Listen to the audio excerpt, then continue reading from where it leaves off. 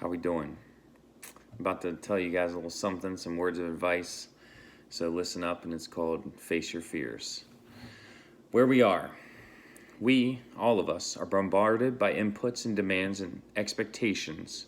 We are inundated with voicemails and text messages and emails and social media. Everything and everyone is always competing for our attention. And with our smartphones, we're always on.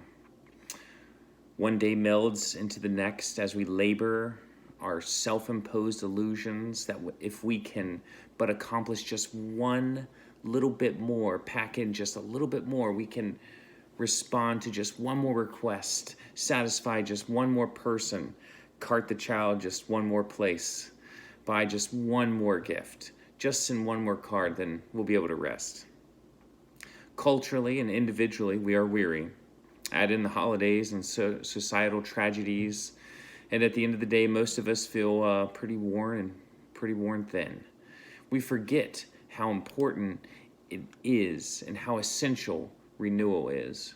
Rest days are the key component of climbing. Even though it took me 10 years to figure this out, recovery is a critical piece of the puzzle. Bears hibernate, trees go dormant. The natural world knows how to rest. The seasons have rhythm to them, but we, not so much. Some of the scariest things in my life have been the most important and most memorable in making me who I am. I've hitchhiked around Europe and California, learned to speak in public without becoming a withering mess, lived out of my car, lived in caves, in the mountains for months at a time. I'm proud of the fears I have faced and conquered. Honestly, I have never tiptoed towards death. I've usually sprinted towards it. Just so you know, it hasn't killed me yet. Furthermore, facing these fears has brought me to where I am today. I have a plethora of jobs since high school, none of them easy. Trust me, it hasn't been easier being a teacher either.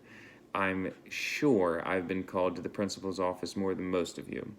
I've caught the ceiling on fire, jumped out of second-story windows, had log-splitting contests, taped myself to the wall with duct tape, shaved my head to the highest bidder during lunch, jumped out of the ceiling disguised as a war hero for Halloween.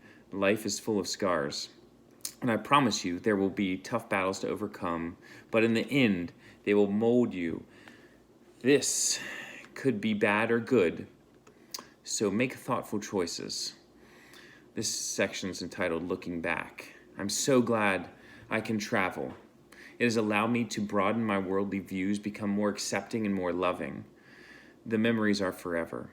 Even though I don't have a camera roll of evidence, like most of you do, I love the mental pictures of us living in the cave at the New River Gorge or traveling across the U.S. 5 different times.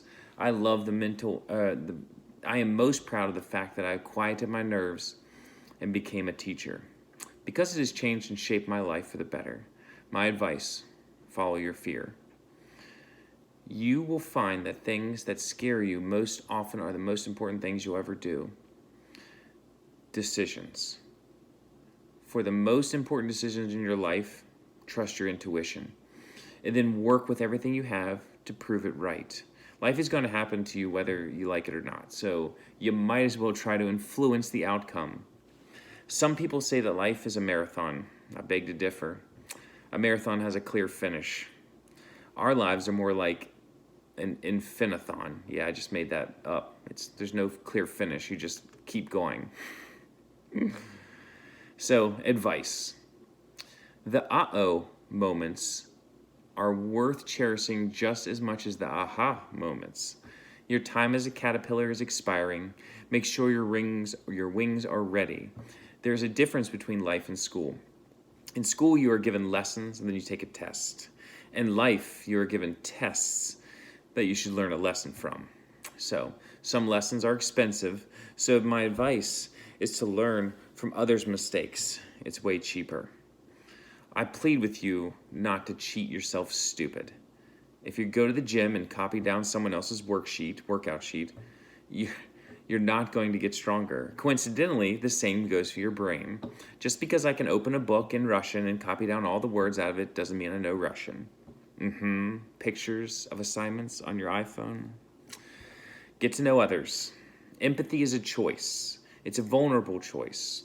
Because in order to connect with someone, you have to connect with something in yourself that knows that feeling, which can be terrifying. Family. That's now defined in quotes. Family is defined in many ways. Remember to spend time with your family, even if they're not related. Trust me, at various times in my life, I've held the hand of several people as they took their last breath. Don't forget to tell the people you love them before it's too late. Ladies and gentlemen, it has been my pleasure and my pain to teach you this year, and I have learned that there's two ways to teach. One is with repetition, and the other is severe emotional trauma, and we don't have time to do this twice, so yeah. Lastly, if I could offer you just one tip for the future, sunscreen would be it. The long-term benefits of sunscreen have been proven by scientists, whereas the rest of my advice has no scientific basis other than my own meandering experiences. So, just want to let you all know I love you.